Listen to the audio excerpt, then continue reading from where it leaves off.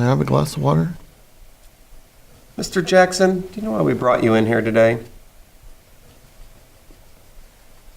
The Boston bombing? So, what's your game? What do you mean? What Carla's asking is, can you give us more specifics? Is this domestic or international terrorism? I need to see a map. Any specific area? The East Coast. Wasting of time. You're asking for my help. And let me tell you something else. There's going to be a bad plane crash in San Francisco on July 6th. Stop. And there's going to be fatalities. Stop. One thing at a time. What can you tell us about the bombing?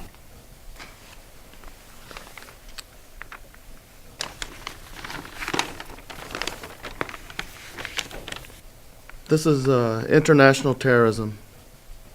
They have more attacks planned. What else can you tell us? This guy is an electrical engineer.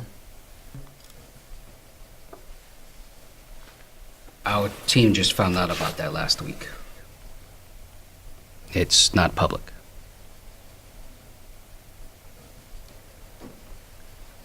Is there anything else you can tell us?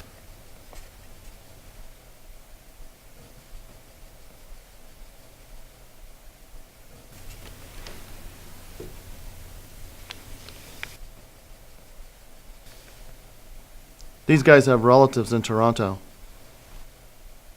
Call our Boston office. I think I know who we're looking for. I've got teletype. Great job. Great job.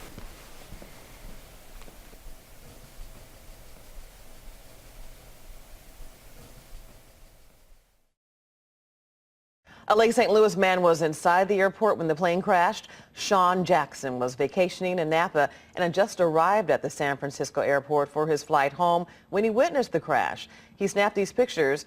We spoke to him via Skype from the airport just a few hours after it happened. I seen the back of the plane hit the ground pretty hard, and then I seen the tail of the plane come off the fuselage. So I knew that it was that it was going to crash. I didn't know if it was. I was afraid that it was going to start tumbling and falling apart, but it just seemed to lose control and start going from one side to the other, and then it finally stopped.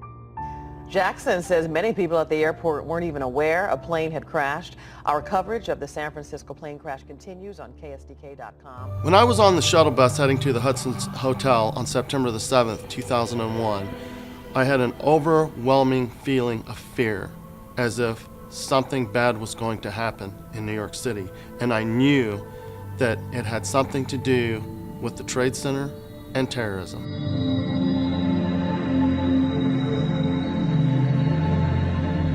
Living with the fact that I knew this was all going to happen, and then know and live with the fact of it did happening is a very, very hard thing to deal with. I live with a certain amount of depression every day because of the loss of life.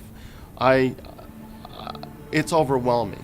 I can't even describe how painful it is to live with this type of anxiety and depression.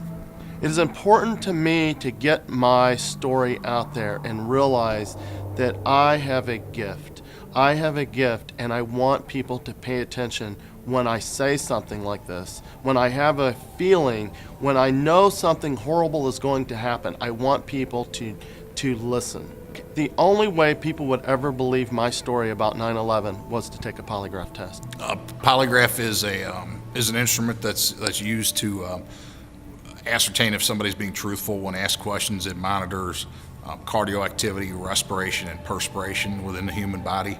The questions are asked, we read the charts and determine if somebody is showing deception or showing no deception. I've never taken a polygraph test. I had no idea what I was getting myself into. I don't think he figured I would pass the test. I go in there with an open mind. I don't believe somebody or disbelieve them until I do the polygraph and read the charts. The polygraph is based on, the questions are based on an action somebody did or did not do. The polygraph questions about what somebody believes or their thoughts. those questions aren't valid on there. In Sean's case, the questions all were, did you lie about September 11th?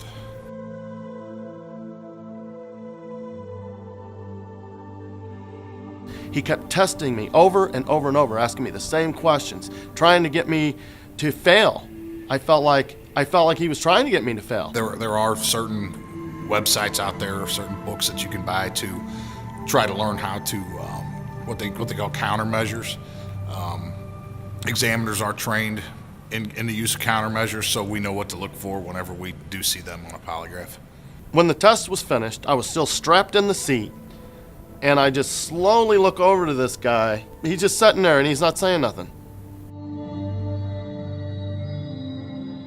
And then finally, he said, "You passed." Based on the polygraph, the result was no deception indicated after several charts were run. It was so relieving that after 11 years that I could say, that I knew I could finally say everything I had said about 9/11 was proven with a polygraph test. So that was such a huge relief for me to be able to tell my story and back it with a polygraph test. Okay, I was driving home from Indianapolis the other day, and it was it was very slick, an ice storm, and I was just about ready to get on the last road, Double D, from Highway 40, and immediately I just thought, Istanbul, Turkey. And then immediately I thought, there's going to be a terrorist attack. I don't know where it came from. It just happened.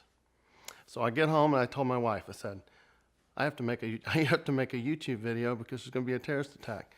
She said, what? I said, yeah, there's going to be a terrorist attack. I said, it's going to happen real soon. I said, I have to make this video. And she thought I was nuts. Good morning. My name is Sean Jackson, the Predictor. This is December the 21st, 2016, the first day of winter, and less than 30 days from President-elect Donald Trump becoming the 45th President of the United States. When he takes the oath of office and becomes the next president, there is a lot of danger that awaits us as a country, as a world. Terrorists are going to be focusing on not only attacking us in other areas of the world, but right here in the United States. I feel that Trump International Hotels is going to be a huge target, both internationally and domestically. Istanbul, Turkey, I feel, is probably the strongest target that the terrorists will focus on and disrupt Inauguration Day on January 20th, 2017.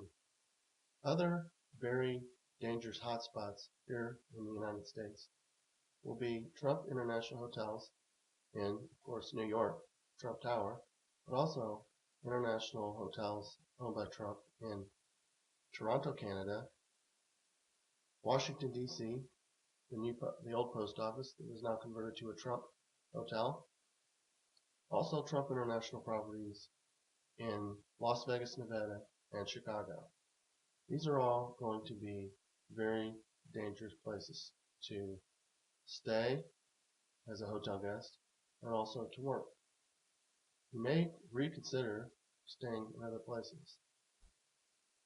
I'm trying to save lives and bring important information to you.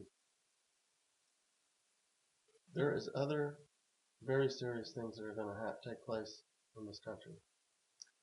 For years now, I've been warning you about the Sears Tower. I still feel as if that is a very, very strong target for terrorists to attack. LaSalle, Adams, Jackson, and Wacker avenues all surround Sears Tower.